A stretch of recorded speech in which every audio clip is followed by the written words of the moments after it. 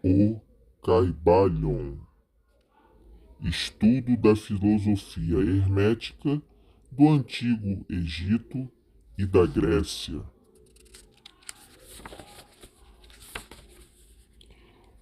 Os lábios da sabedoria estão fechados, exceto aos ouvidos do entendimento. Dedicado a Hermes Trismegisto, conhecido pelos antigos egípcios como o Três Vezes Grande e o Mestre dos Mestres, dedicamos reverentemente este livro de ensinamentos.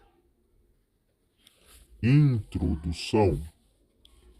Temos o grande prazer de apresentar aos estudantes e investigadores da doutrina secreta esta pequena obra baseada nos preceitos herméticos do mundo antigo.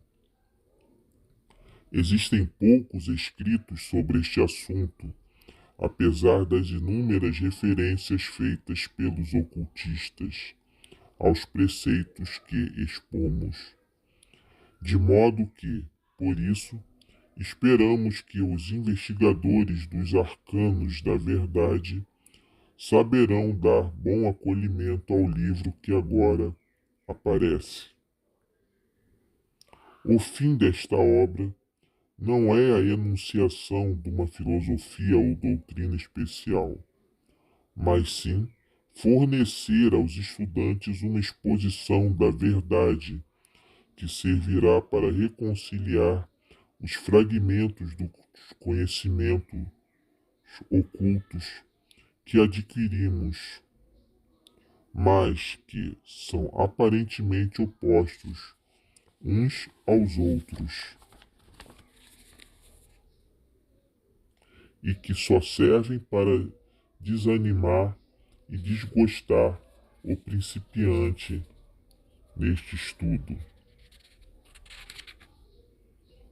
O nosso intento não é construir um novo templo do conhecimento, mas sim colocar nas mãos do estudante uma chave mestra com que possa abrir todas as portas internas que conduzem ao templo do mistério, cujos portais já entrou.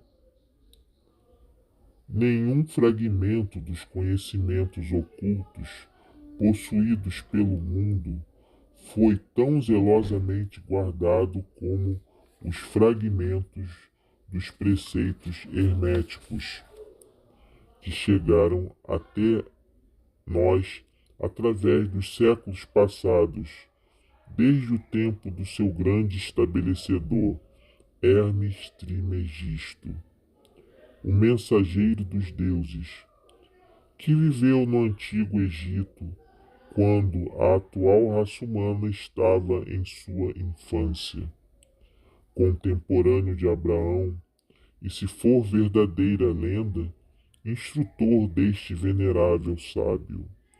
Hermes foi e é o grande sol central do ocultismo, cujos raios têm iluminado os ensinamentos que foram publicados desde o seu tempo. Todos os preceitos fundamentais e básicos introduzidos nos ensinamentos esotéricos de cada raça foram formulados por Hermes. Mesmo os mais antigos preceitos da Índia tiveram indubitavelmente a sua fonte nos preceitos herméticos originais. Da terra do Ganges, muitos mestres avançados se dirigiram para o país do Egito para se prostrarem aos pés do mestre. Dele obtiveram a chave mestra, que explicava e reconciliava os seus diferentes pontos de vista. E assim, a doutrina secreta ficou firmemente estabelecida. De outros países também vieram muitos sábios que consideravam Hermes como o mestre dos mestres.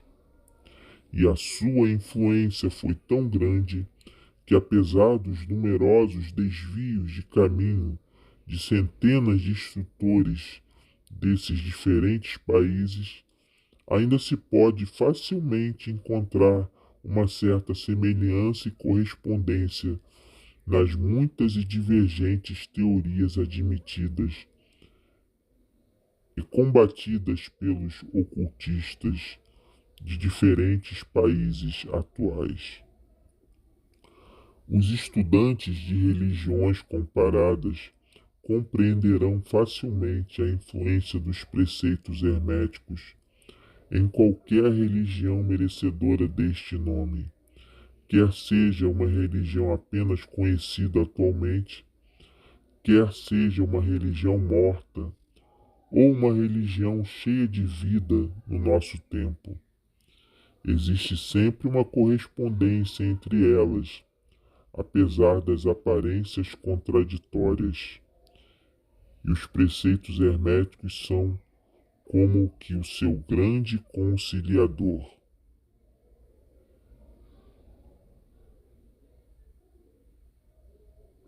A obra de Hermes parece ter sido feita com o fim de plantar a grande verdade semente que se desenvolveu e germinou em tantas formas estranhas, mais depressa do que se teria estabelecido uma escola de filosofia que dominasse o pensamento do mundo.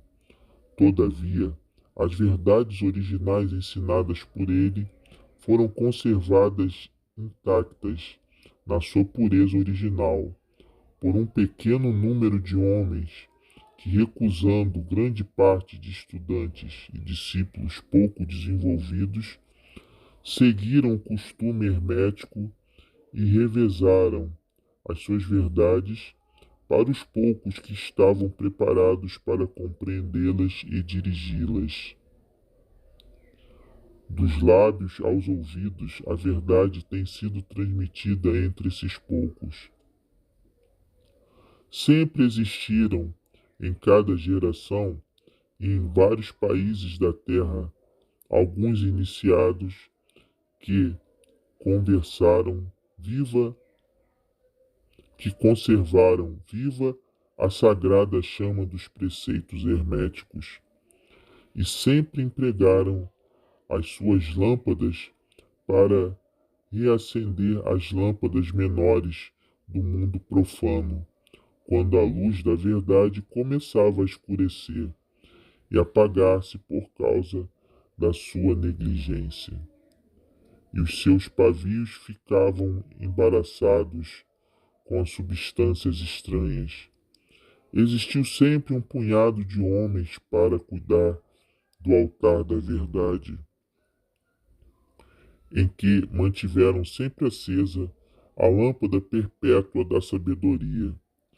Estes homens dedicaram a sua vida a esse trabalho de amor, que o poeta muito bem escreveu nestas linhas. Ó, não deixeis apagar a chama, mantida de século em século, nesta escura caverna, neste templo sagrado, sustentada por puros ministros do amor. Não deixeis apagar esta divina chama.